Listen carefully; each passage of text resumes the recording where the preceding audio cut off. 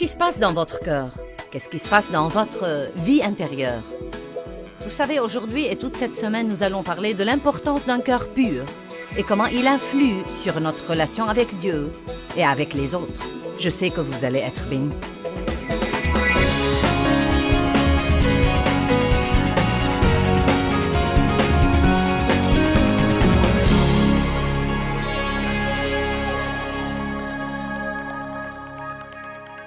Père, je te rends grâce pour la parole ce soir et je prie qu'elle influe sur nos vies et qu'elle nous aide à veiller sur nos cœurs.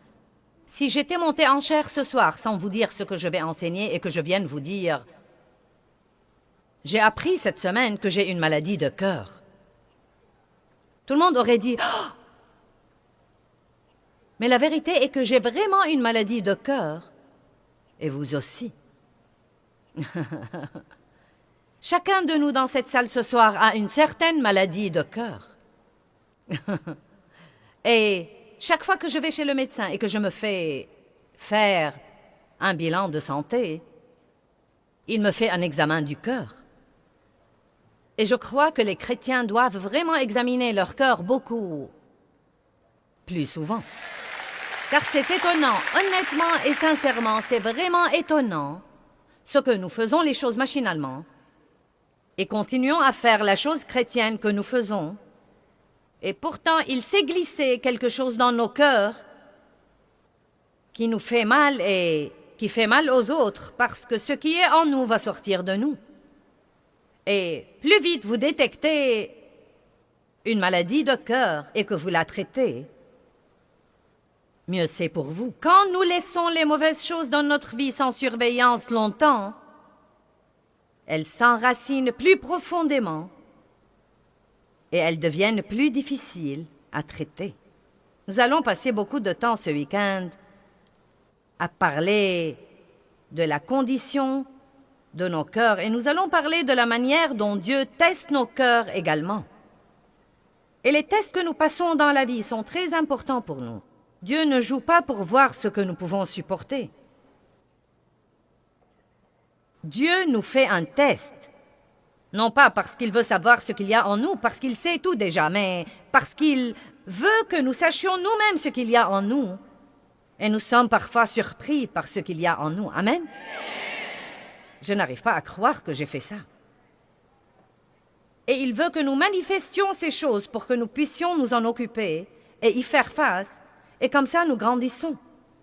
La vérité nous affranchit. Nous ne sommes jamais affranchis en vivant dans l'obscurité et en vivant dans la tromperie. Satan est le maître de l'obscurité. Tout ce que nous pouvons tenir secret dans nos vies, Satan peut le contrôler. Mais quand ça sort à la lumière et ça se révèle, si nous le voyons comme il faut et nous laissons Dieu s'en occuper comme il faut, nous passons à un nouveau niveau de liberté et à un nouveau niveau de puissance. Amen? Donc, Proverbe 4, 23. Garde ton cœur en toute diligence et en toute vigilance, car de lui sont les issues de la vie. Maintenant, regardons ça. Il ne dit pas que quelqu'un va garder votre cœur, que Dieu va garder votre cœur, que Joyce va garder votre cœur, que votre voisin va garder votre cœur, que votre pasteur va le garder. Il dit, garde ton cœur. C'est une responsabilité que chacun de nous doit prendre. Et si vous ne retirez rien d'autre de ce message, je veux que vous compreniez que vous avez la responsabilité de garder votre cœur. Et croyez-moi, c'est pratiquement un travail à plein temps. Car on ne sait jamais ce qui pourrait arriver à n'importe quel moment. On ne sait jamais ce que quelqu'un pourrait nous dire, qui pourrait nous blesser, et tout à coup, nous aurons une blessure là-dedans que nous devons traiter. Nous ne savons pas quand quelqu'un va nous décevoir, nous trahir ou nous laisser tomber. Nous ne savons pas, n'est-ce pas? Nous ne savons vraiment pas ce que tout le monde fera. Et donc, nous devons constamment travailler avec le Saint-Esprit pour garder nos cœurs comme il faut. Ceci pourrait être, pour certains d'entre vous, un des séminaires les plus importants auxquels vous auriez jamais assisté. Parce qu'il n'y a rien de plus important que notre vie intérieure. Il y a eu une poignée de choses qui ont vraiment changé ma vie spirituelle avec Dieu. Quand j'ai été régénérée et rempli de l'Esprit quand j'ai appris l'importance de chercher la face de Dieu et non seulement sa main. C'est très important d'arriver à ce point car ce qui est précieux, c'est la présence de Dieu et non seulement ce qu'il peut faire pour nous. C'était important pour moi, mais une autre de ces choses était la vie intérieure. Apprendre que ma vraie vie est en fait la vie qui est en moi. Le saviez-vous? Ce n'est vraiment pas... La vie n'est pas vos circonstances.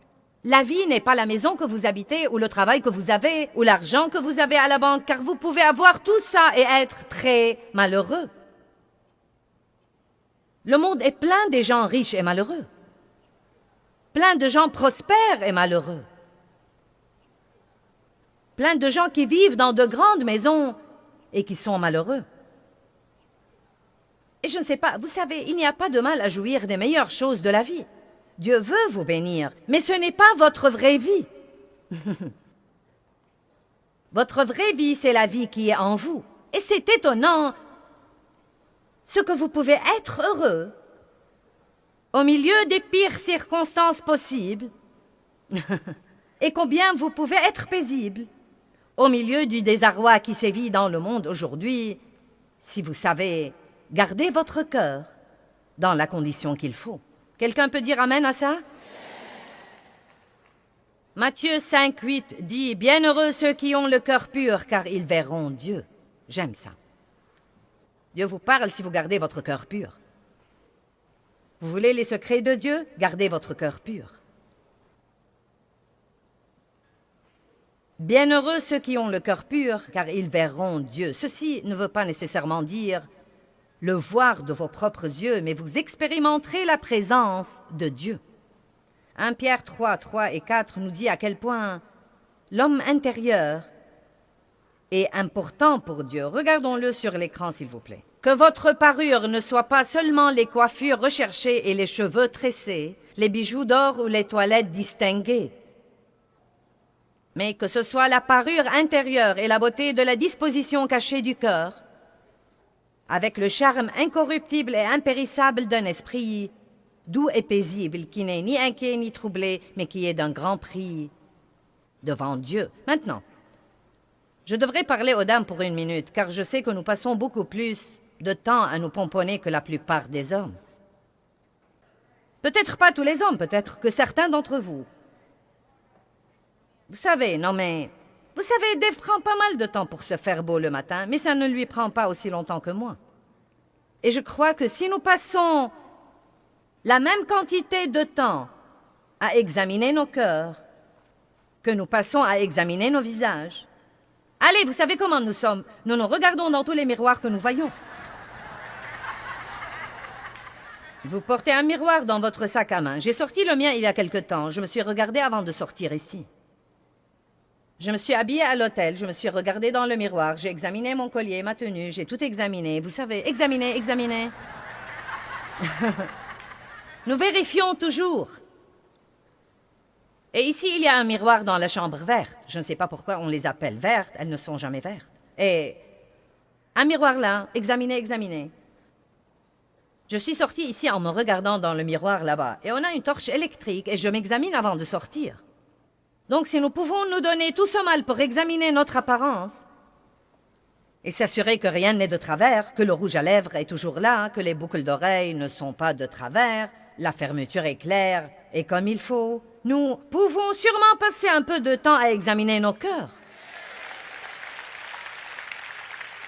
Car, à dire vrai, Dieu s'en fout pas mal et me donne pas vraiment d'importance à ma tenue vestimentaire.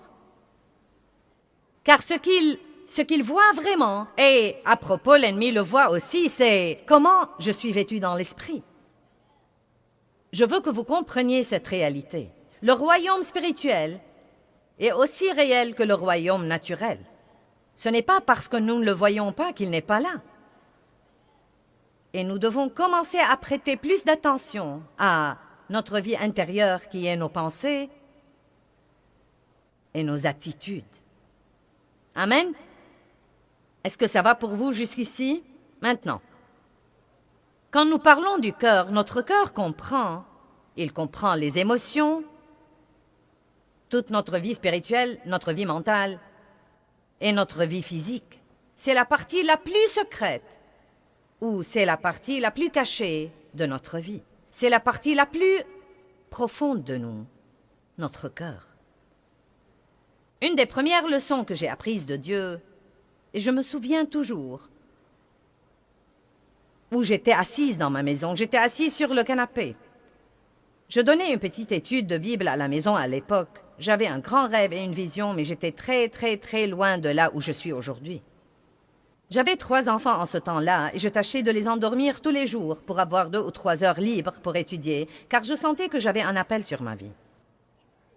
Je ne pouvais pas suivre des cours de théologie, j'avais 3 enfants et donc j'étudiais tous les jours avec le Saint-Esprit. Et une des premières choses que Dieu m'a apprises, et je crois que c'est très, très important pour notre vie, et c'est une leçon que nous devons apprendre tout le temps, c'est l'importance des motifs. Car le motif n'est vraiment pas ce que nous faisons. Écoutez-moi, le motif n'est vraiment pas ce que nous faisons, c'est pourquoi nous le faisons. Et la Bible nous dit très clairement dans 1 Corinthiens chapitre 3, versets 13 à 15, que nous allons lire,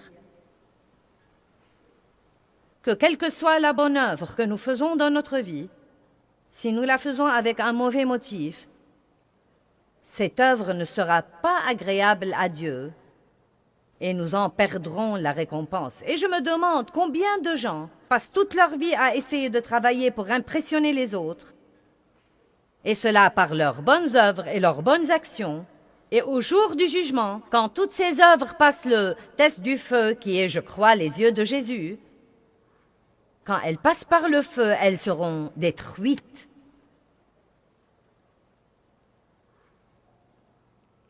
« 1 Corinthiens 3, 13.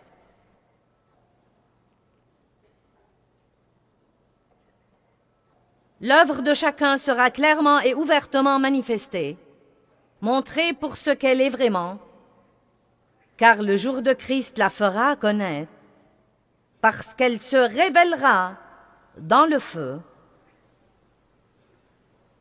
et le feu éprouvera et jugera le caractère et la valeur de l'œuvre de chacun.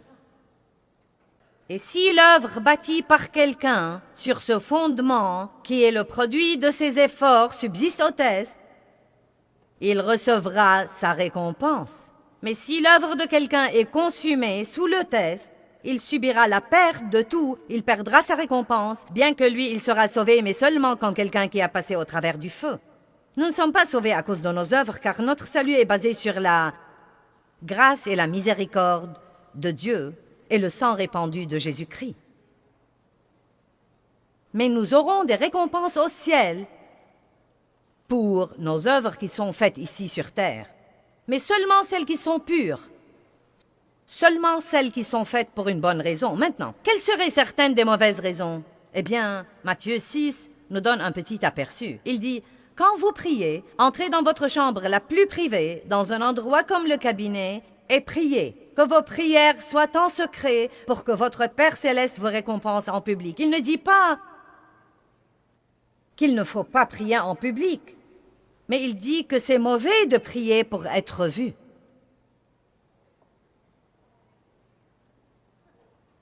Et il dit que quand vous faites de bonnes œuvres, ne les faites pas pour que les autres vous apprécient. Et si nous sommes tous très honnêtes, et l'honnêteté avec soi-même est la pilule la plus dure à avaler. Quand vous venez à un message comme ça, je sais que vous pensez déjà à tous ceux que vous auriez voulu qu'ils soient là. Vous vous dites: oh mince alors! Si un tel était ici, ou si je pouvais faire venir mon fils ici, si je pouvais faire venir mon mari ici ce soir, la bonne nouvelle est que vous êtes ici. Dieu vous a fait venir ici, et ceci est pour vous. C'est très facile de faire face à la vérité de quelqu'un d'autre. Ce n'est pas très facile de faire face à notre propre vérité. Mais si nous pouvons le faire, nous pourrons passer à un nouveau niveau. Donc si nous sommes honnêtes avec nous-mêmes, nous devons admettre que, au moins jusqu'à ce que nous apprenions mieux, et il faut pas mal de matchs de catch avec Dieu pour apprendre mieux, nous voulons nous impressionner les uns les autres. N'ayez pas l'air si innocent. N'essayez même pas ça avec moi. Vous avez tous fait comme ça. Je suis arrivée pendant les 3 dernières années à la conclusion que nous ne saurons jamais ce qu'est la liberté jusqu'à ce que nous n'ayons plus besoin de nous impressionner les uns les autres.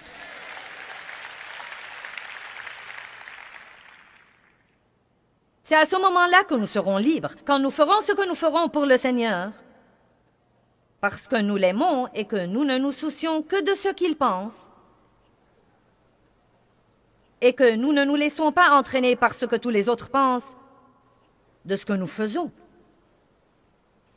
Donc nous devons commencer. Si nous voulons jamais que notre cœur soit juste, nous devons commencer par comprendre les motifs. Et je suggère que vous preniez quelque temps cette semaine pour vous réunir avec vous-même. Prenez rendez-vous sur votre agenda. Réservez une demi-journée avec vous-même. Et si vous ne pouvez pas vous supporter pour longtemps, commencez par de petits incréments. J'aime passer du temps avec moi-même, mais il m'a fallu du temps pour y parvenir. Réunissez-vous avec vous-même, et je veux que vous notiez tout ce que vous faites, et ensuite posez-vous la question, pourquoi je fais ça? Et croyez-moi, si vous êtes honnête, vous n'aurez plus un programme chargé, car vous pouvez en enlever un tas de trucs dans cette réunion de 4 heures. Car nous ne savons même pas parfois pourquoi nous faisons les trucs. Quelqu'un me l'a demandé et je ne veux pas le fâcher, je l'ai fait. Quelqu'un s'attend à ce que je le fasse et je ne sens pas que Dieu veut que je le fasse, mais on s'attend à ce que je le fasse. Ou bien nous ne voulons pas... Je faisais des trucs parce que je voulais savoir ce qui se passait, j'étais curieuse. Je vous dis la vérité. Et je faisais partie de comités et de groupes parce que je voulais savoir ce qui se passait. Je parle de groupes d'église, de comités d'église. Non mais j'ai poussé et supplié mon mari de devenir un aîné dans l'église. Et je crois en fait que pour Dave, ça lui était complètement égal. Parce qu'il n'essaye d'impressionner personne, il essaye d'aimer Dieu et de vivre sa vie. Mais moi, je voulais savoir tout ce qui se passait. Je voulais qu'il assiste aux réunions des aînés pour rentrer à la maison et tout me raconter. Vous serez donc étonnés de ce que vous découvrirez chez vous. Si vous devenez vraiment, vraiment, vraiment honnête. Écoutez-moi, un jour j'étais dans un institut de beauté et c'était à l'époque où tout le monde portait ses pins de Jésus en diamant fantaisie. Quelqu'un se rappelle les pins de Jésus en diamant fantaisie? Quelqu'un en a toujours? Bien. Et donc je portais mon pin dans l'institut de beauté. Et il y avait une dame là-dedans qui l'a admiré. Oh, c'est vraiment beau. Et une dame m'a dit qu'elle était infirmière dans un centre anticancéreux. Et ensuite, elle a dit, tu sais, je suis chrétienne, mais elle a dit que c'était très dur. Et elle a dit, j'aimerais vraiment pouvoir parler aux gens de Jésus, mais l'hôpital ne nous le permet pas. Et donc, j'ai eu cette idée. Eh bien, vous savez, si elle avait ce pin, et quand elle se pencherait sur les patients, ils pourraient voir le nom de Jésus. Maintenant, vous voyez, jusqu'ici, ça va très bien. Et ce nom, juste ce nom de Jésus, les aiderait vraiment. Donc, je me suis dit, bien, je vais lui donner ce pin. Donc, j'ai pensé que je devais le lui donner en privé, mais j'ai pensé, eh bien, comment vais-je faire ça? Et si elle quittait l'Institut de beauté avant moi? Et à ce moment-là, la fille qui faisait mes ongles s'est levée et elle a dit, Joyce, nous n'avons plus la poudre que nous utilisons et le fournisseur est à côté. Je vais aller en chercher et je reviendrai dans un instant. Elle m'a laissée assise avec cette dame et nous étions complètement seuls. Dieu m'a fourni l'occasion parfaite pour lui dire que je sens que Dieu veut que je te donne ceci, et c'est ce dont il m'a parlé. Et ensuite, m'occuper de mes propres affaires. Mais oh non! Non! Je devais attendre le retour de l'autre dame, car j'avais ce débat dans ma pensée. Eh bien, vous savez, il lui serait très utile de me voir donner ce pin, et elle comprendrait sûrement que le don fait partie de la vie chrétienne, et ceci pourrait l'aider à donner. J'étais vraiment une femme si charnelle et si stupide. Et quand j'ai quitté le magasin, Dieu m'a dit, j'espère que tu as aimé ça, car c'est toute la récompense que tu auras. Ensuite, je me suis rendu compte. C'était charnel, charnel, charnel, charnel. Et je suis sûre que vous n'avez pas besoin de réfléchir longtemps pour trouver quelques trucs comme ça dans votre vie. Nous voulons être vus. Nous voulons être remarqués, nous voulons être appréciés, nous voulons être remerciés. Nous voulons que quelqu'un nous applaudisse et nous récompense. Et tout ceci est très bien si Dieu vous le donne. Mais si vous trichez pour l'avoir, vous perdez.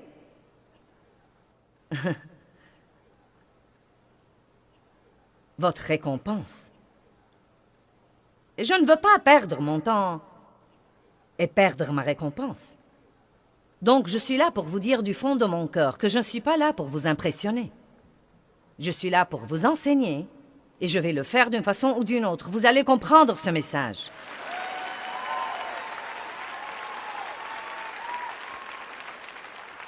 Maintenant, nous allons commencer à parler des différentes maladies de cœur. La première maladie de cœur dont je veux vous parler est la dureté de cœur.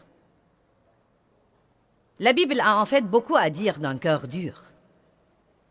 Hébreux 3, 7, 8. C'est pourquoi, selon ce que dit le Saint-Esprit, aujourd'hui, si vous entendez sa voix, n'endurcissez pas vos cœurs comme lors de la révolte d'Israël, où ils m'ont provoqué et irrité le jour de la tentation dans le désert. Quand vous endurcissez votre cœur, vous entendrez ce que vous voulez entendre et non pas Dieu. En l'endurcissant et en ne réagissant pas à la voix de Dieu, vous aurez l'audition sélective. Vous serez atteint de la surdité spirituelle. Et vous voulez toujours que Dieu vous parle et... Il vous parle, mais vous ne voulez pas entendre ce qu'il a à dire. Quand vous endurcissez votre cœur, il vous sera difficile d'avoir la foi enfantine et de croire vraiment Dieu. Il est très important de garder un cœur tendre devant Dieu. Nous avons chanté un cantique qui dit « Brise mon cœur avec ce qui brise le tien ». Et je crois que nous devons demander à Dieu d'attendrir nos cœurs. Et j'ai pensé à l'attendrissement du cœur. Et il y a deux moyens pour avoir ceci. Et l'un d'entre eux est beaucoup plus préférable à l'autre. Si je veux attendrir une pièce de viande, je peux utiliser un couperet. Et j'y ai pensé trop tard. Je voulais l'avoir ici, mais je n'ai pas eu le temps de me le procurer. Je vous prie donc d'utiliser votre imagination. Non, mais je voyais ma mère à l'époque où j'étais enfant. Peut-être qu'on n'avait pas d'autre moyen pour attendrir la viande, mais elle achetait une pièce de viande et elle prenait ce couperet et elle l'abattait, elle l'abattait. Eh bien, il y a un autre moyen pour nous attendrir, et c'est la méthode de mariner. Je connais quelqu'un qui cuit le meilleur steak que j'ai jamais goûté de ma vie, et il le met à mariner dans quelque chose toute la journée. Et quand je mets mon cœur à mariner en présence de Dieu, il devient vraiment tendre. Car vous ne pouvez pas fréquenter Dieu pour longtemps et ne pas lui ressembler. Donc je préfère la méthode de mariner. Mais si vous ne voulez pas passer du temps avec Dieu et vous ne voulez pas prendre le chemin facile, Dieu peut vous arranger des circonstances. Et quand vous aurez fini, vous sentirez que vous avez suivi le processus du couperet. Quelqu'un est avec moi là-bas? Bien. Mais nous devons veiller à garder nos consciences ainsi que nos cœurs tendres à l'égard de Dieu.